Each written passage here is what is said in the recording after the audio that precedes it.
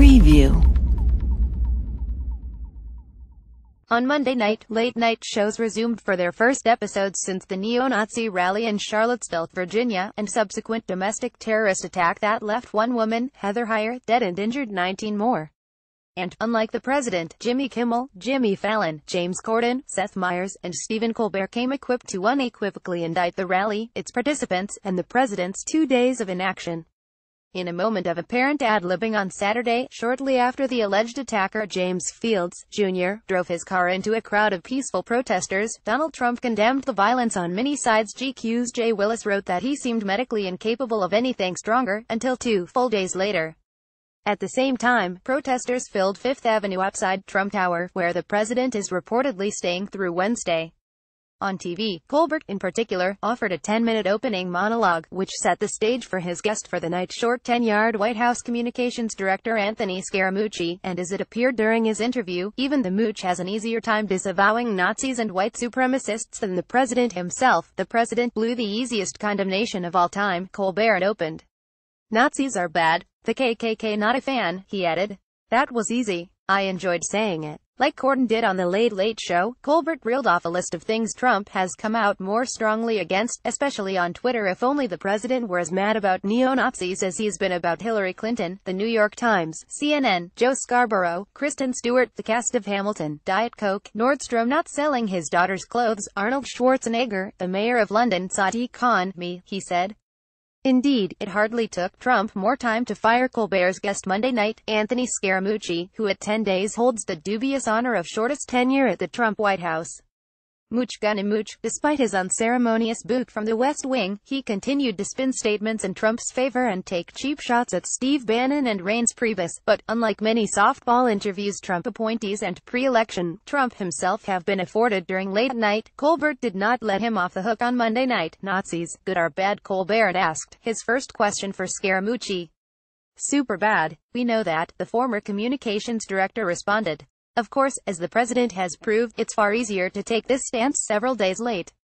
Super bad, Colbert echoed. Why do you think the president, who you called the most media-savvy person of our times, would shank a softball like that so hard when he should have just come up there and condemned the people who were there to start violence? He should have been way harsher on that. I said that, Scaramucci said. He should have condemned white supremacists and neo-Nazis. Of course, he added, you guys have been super rough on me and super rough on him, but he is a compassionate person.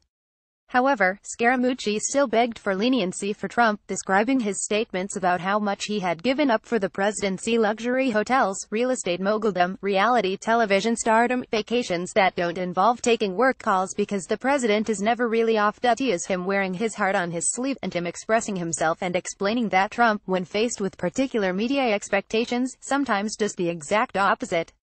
Like failing to condemn white supremacy until 2 days later. But, Scaramucci said, let's be fair to him today. He did condemn the Nazis. It was here, midway through their interview, that Colbert dropped the mic 2 days later.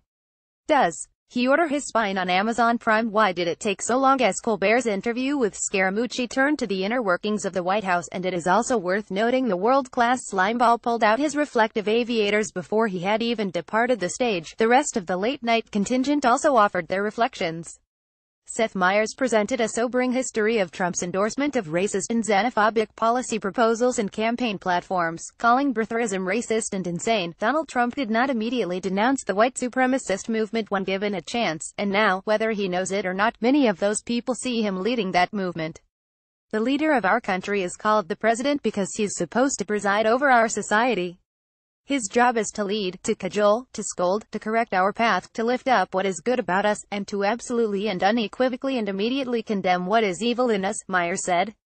If he does not do that, if he does not preside over our society, he is not a president.